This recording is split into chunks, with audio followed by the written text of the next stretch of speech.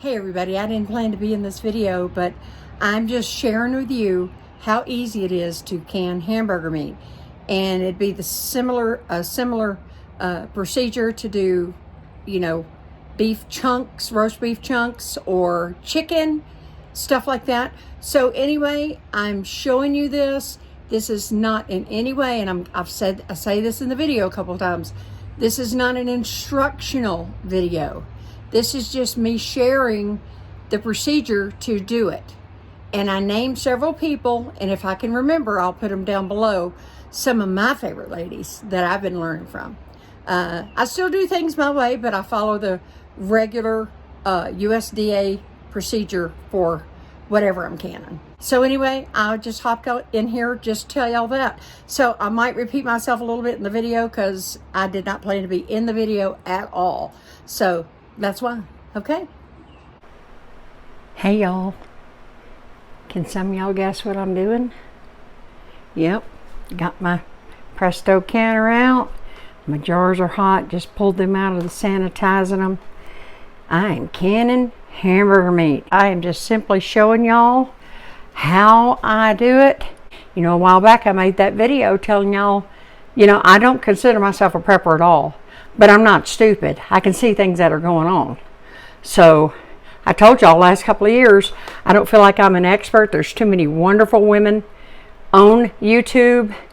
RoseRed Homestead, Linda's Pantry, Suttons Daze. There's so many more. I'm not Mrs. Wolfie. There's just so many that know how to can, been canning for so many years. And I've only been learning the last few years, as y'all know. So anyway, and I am very new to pressure canning. So I'm not confident showing y'all.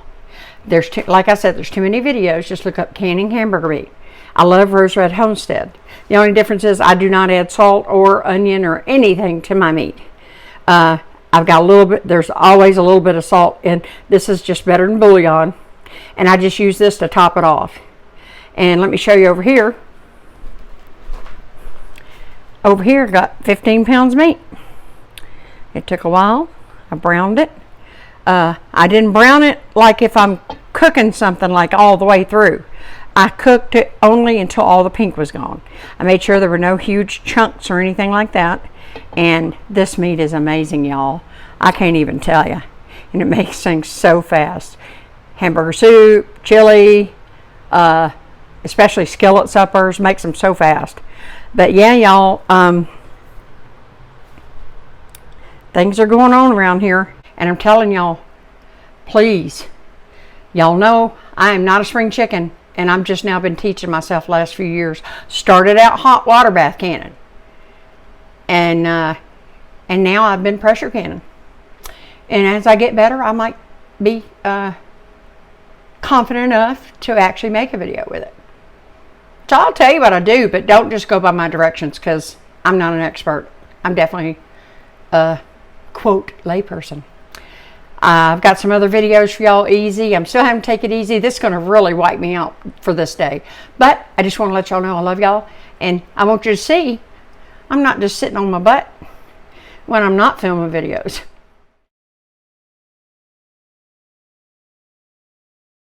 All right, y'all. Now I am going to be doing this one-handed.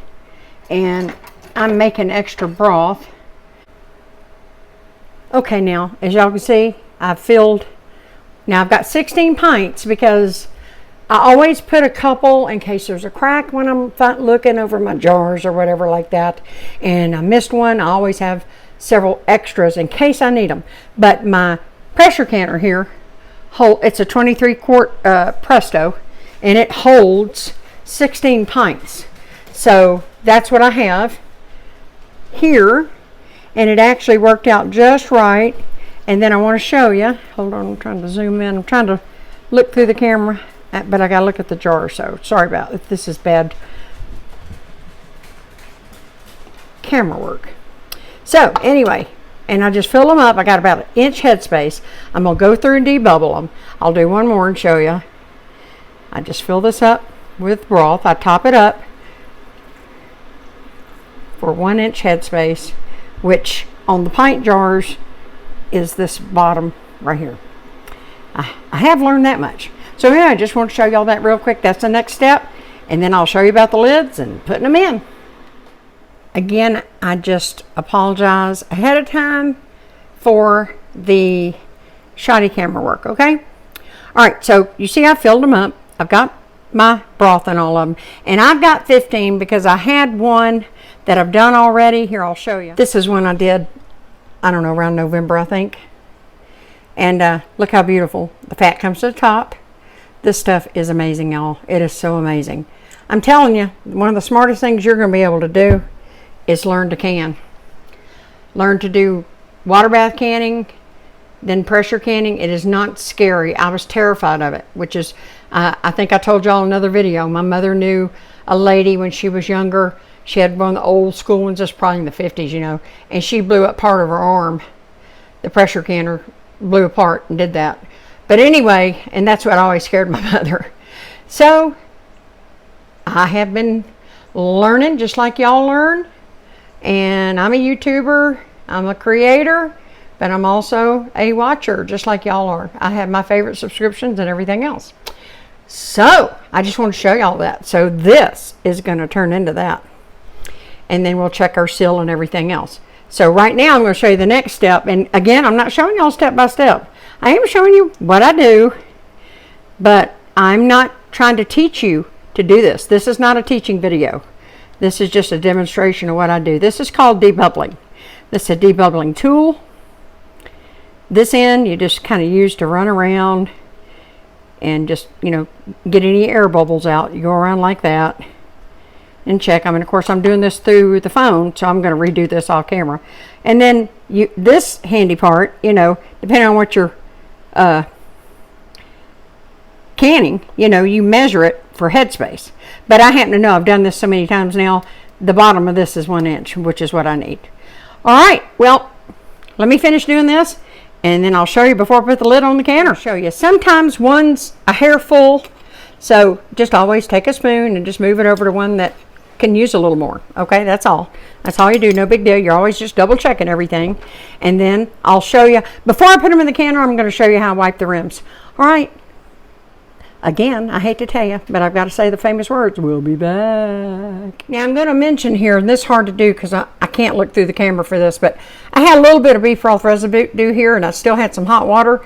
So sometimes I didn't quite get to where, I don't know if you can see that on camera. I hope you can. Sometimes I don't have the liquid right where I want it to the headspace, and I'll just come in, and it's no big deal. You can just use hot water for this. Some people don't even can in beef broth. They literally just use water. I just find the beef broth adds so much, a little bit more. See, all these are pretty good. Some of those I think are ones I was doing through the camera a minute ago, and I haven't debubbled those yet. And when I do, I'll come back and I'll show you what's next. All right, here's my little bowl of vinegar, and sometimes I use a dish rag and sometimes I use paper towels. And today I'm using paper towels, and I did not simmer in this pot, but I did just use it for warm water because I already had it out of the dishwasher, so I just grabbed it because it would hold all my lids. Anyway, I did that. I just kind of squeeze it out. And remember, there is some fat in your hamburger meat, so you're going to want to come around, wipe your rims, just like that. Wipe your rims. Don't keep using the same towel over and over because remember, you're trying to cut that grease. That's why you use the vinegar. Wipe your rims. Keep turning your paper. See, you'll get a little on there. You'll see that. I hope. I can't see. I'm looking through the camera. Anyway, you get the idea. Remember, this is not a instruction video. I'm just showing you how easy it is to do. Okay? I'd really prefer you to go by the official USDA procedures for canning. Anything, really. And so I'm going to finish these jars and then we'll move on. They'll be ready to put the lids on. If you go to the grocery store, on your canning jar aisle, you know, all the grocery stores have now a little section. There, Walmart, Amazon, you can get these little kits. And I showed you the debubbler already. Now I got a bunch of these, but this is my first one, so I like to use these. So it comes with a debubbler. Comes with this called lid lifter. It's got a magnet on the end, so you can do this. Well, wait a minute, I don't want that one. Well, I do want that one, I guess. And then that way you're not overly touching. And I wash my hands a million times when I'm canning. I'm probably going to be raw. I've washed them so many times. Uh-oh, see? I always do extra lids too, in case I drop them like that. And because I'm on camera, he doesn't want to come off. Let go. I'm looking through the camera to try to do this. Okay, you get the idea. When I get all the lids on, I'll show you the next step. It's so easy, y'all. It seems like it's a lot of steps, but I was terrified of it in the beginning. But it's just, once you get it down pat, there's nothing to it. You can do chicken like this, anything, beef chunks, whatever you want to do. All right, I'll bring you back. Lids are all on, and now it's time for the rings. So I'm gonna put my rings on, and you go finger tight. So when it stops, you just barely, just a little twist. I need 2 hands to do that, so I'll have to do that off camera. But finger tight, you don't take 2 hands and do it so tight, you can't get it undone. So anyway, I do want to show you, I got some beat up lids. As you can see, I've used them a million times. You can reuse, these are called the rings. You can reuse these a lot, but the lid part, no. Once for canning. Now you can save it and use it for just, airtight stuff in a jar. But for canning, no, it's a one-time deal. So anyway, I'm going to finish doing this, and I'll make sure they're all finger tight. I'm not using a tripod today, so I'm sorry that's hard to show you, and it's hard to show you anyway. It's confusing, but it's kind of where I am going to try to show you on this. So you just do it down like that, right? Now again, I'm one-handed, but you don't want it on tight anyway. And then you just barely, once it stops on its own, you barely, I'm talking not even 1/4 of an inch.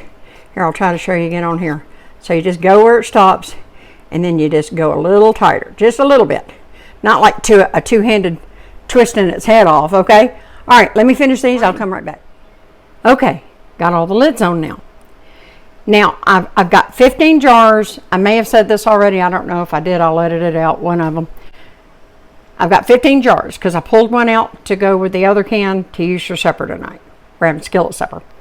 And here we go. And now, here's the next thing. Hold on. Here's my handy-dandy jar lifter.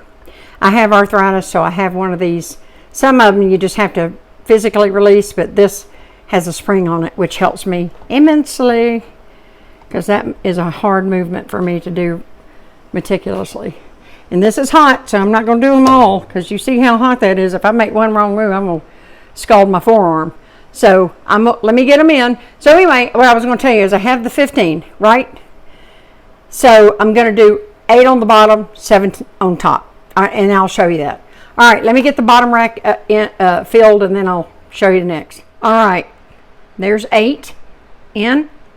And I realized I was running my mouth about the jar lifter, and looks like big jaws.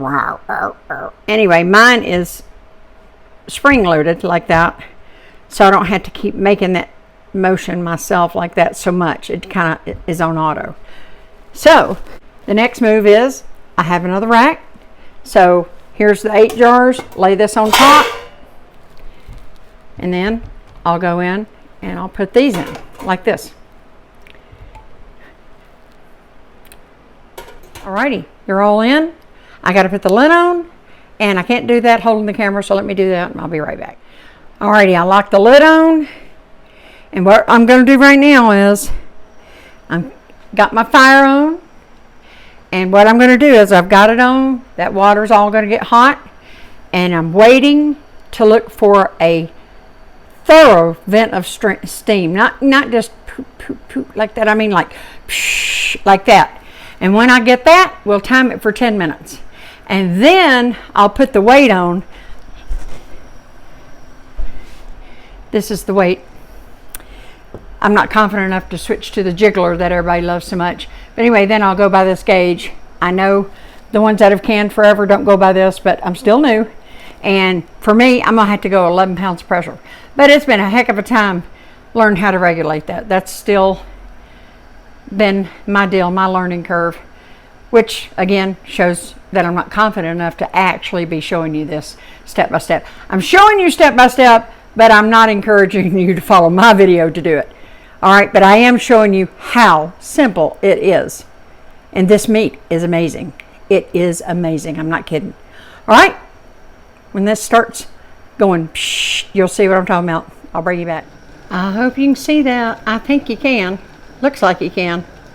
So anyway, I wanted to show you. It's been a little less than 10 minutes for me. Everybody's stove is a little different. So you're going to this is not something you walk away from. I mean, during processing time, you can keep just checking on it. You want to keep checking your pressure. But anyway, this is when the weight goes on. Weight's going on. And so he's on there now. So now this will start building up pressure. And when I get up to in between, say, 11 and 12 pounds, whoops, sorry for the steam, folks. Anyway, when that builds up, then I will process this for 75 minutes. Okay, well, I guess I could have wiped my lid off, but it spits out and gets so dirty anyway in between. It's clean though. Anyway, all right. I did want to show you this is a little pressure gauge, and it's supposed to pop up. It's not always synonymous with the weight over here, which it's hot around here. I don't want to burn myself. Anyway, I did forget to mention that, but again, I'm just showing you y'all. This is not an instructing how to do hamburger meat canning video. This is showing you how easy it is. And I hope some of y'all find it interesting. I wasn't into canning at all, and I started just kind of accidentally watching videos, and I found myself enjoying watching the canning videos. So that's how I got started several years back. Okay, that was important for that to pop up, and it did. And now it's only been a couple minutes. It's going to start building pressure. All right, I'm just showing you. I stay at 11 pounds pressure, and I watch it. And in the beginning, it's hard. I messed up my first batch, but I just reprocessed. I was able to that time, and I was successful. So I just keep it there, and you kind of know where to put your dial. After you get it down pat, you'll know on your stove where to turn your dial. On mine, it happens to be between the E and the D, but on yours, it'll be totally different. Anyway, I just want to show y'all that. I'll see y'all when it's processed. What are you doing, dog? What are you doing, dog? Come here, dog. What are you doing, dog? Yeah, you want something, don't you? Huh? Want something? You want something? Okie doke. Uh-oh, that steam's really crazy. I'm turning the fire out. My timer just went off. It's been 75 minutes. My fire's out. As soon as I turned the fire out, I started filming. And as you can see, the pressure's dropping. It's going to take a while. This is still popped up. This is a safety measure. This will come completely to zero. There's no fire now. And when this naturally comes back down and it's flat and not popped up like that, only then, when those two things happen, and see we're already, sorry about the steam on the camera.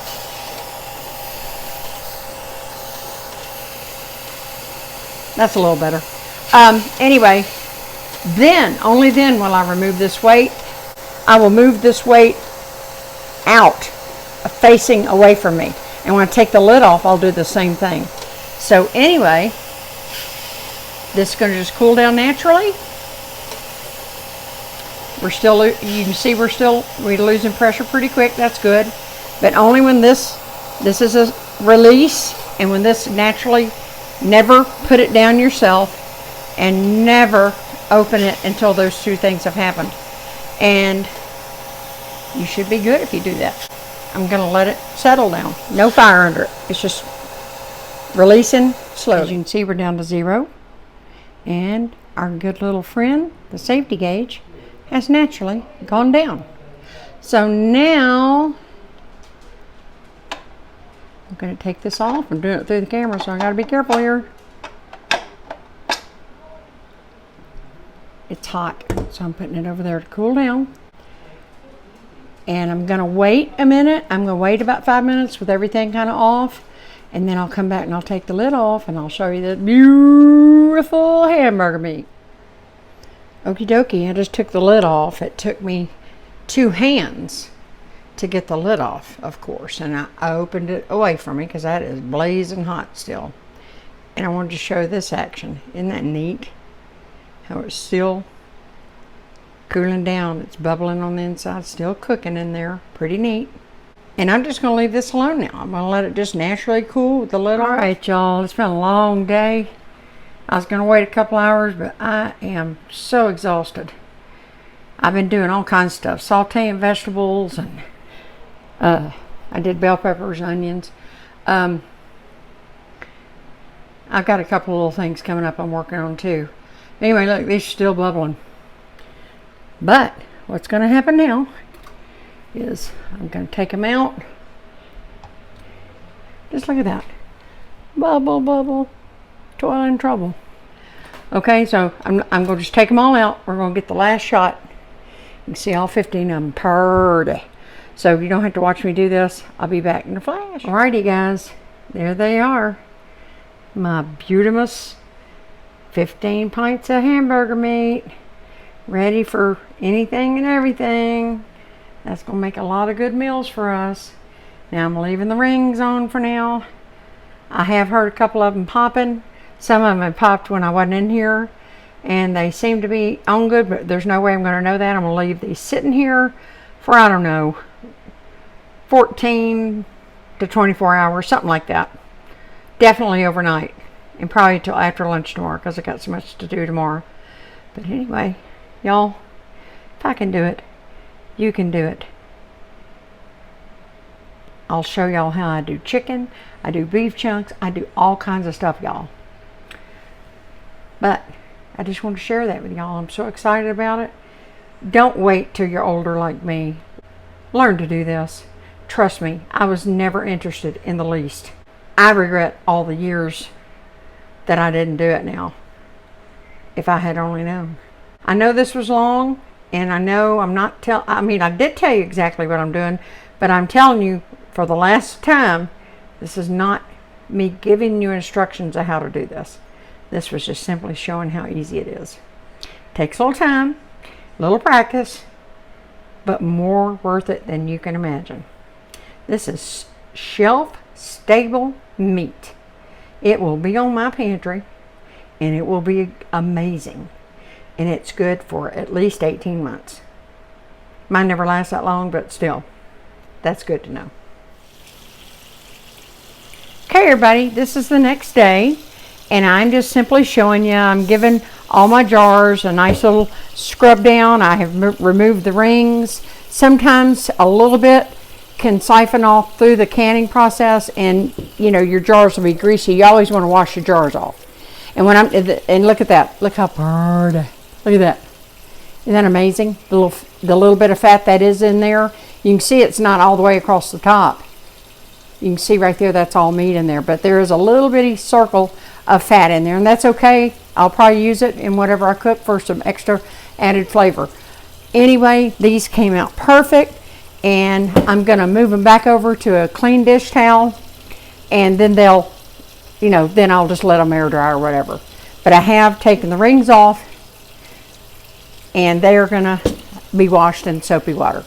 Okay, so when I wash all these and get them back over to the dish towel, I'll show you the finishing shot. All washed on a brand new clean dish rag. I want to show you, of course, as I mentioned, I took the lids off already, and they all did seal, and I have already checked for that off camera. I was hoping I would have caught a ping or two in the video, but I didn't. But it's an unmistakable little pop sound. So, but anyway, these are all sealed. Now, I do want to show you. Watch this. This is another way to check for if it's sealed. You just pick it up by the seal. You see that? I'm not holding the jar at all. I don't know if you can tell. I'm holding it only by the lid. And I have, of course, done this to all of my jars. So they are all sealed. And now my last step is I will put the date. And obviously it's hamburger meat, but I'll just put the date that I canned it. And then I'll know, beyond a shadow of a doubt, what date these were processed. And y'all, I can't tell you again, I know I've said it a million times. Learn to can, learn to dehydrate. There are things you can do that you will thank yourself for deciding to just teach yourself. As I said earlier, I am no spring chicken. I'm 57 years old, and I've only been pressure canning for maybe a year and a half, and hot water bath canning for just a few years before that. And here, the whole thing is, I had the canners in the garage. I had them sitting there. It was something I was gonna do. Well, I'm so glad I went ahead and started doing it. I really got into it just like y'all, maybe during the, you know what, you know, that thing that starts with a C. Well, anyway, during 2020, we all know what that means. This is when I really got serious about it. And with the way things are, I'm not going to get political here, but I'm just telling y'all, do it. I'm telling you, do it. You can can potatoes, you can carrots, everything. You get a good deal when they're fresh. Process them yourself. Anyway, I know this has been a really long video. I understand that. Again, I gave y'all names of some good people to watch to learn to can. Oh, I know Appalachias Homestead with Patara. She's great too. I love her. So anyway, these are some ladies that know how to can till they're blue in the face. I am just telling you. I'll list them down below if I can remember to. So it's easy. A lot of steps, but very easy. Once you know how to do it, and you've done it once or twice, it's old hat. You just be careful and follow all of the sterilization procedures and everything, and you'll be fine. And again, I can't tell y'all, you better start learning how to preserve some food. You better start buying in bulk and putting some stuff up. That's all I can tell you. Talk about empty shelves. I don't want to stress about stuff like that. And I'm not a prepper even. I'm just consider myself prepared. But no, I don't have a bunker and all this crazy stuff. But I do put food up. Anyway, that's it. I'm ending this video. I think it was long enough, don't you? Love y'all.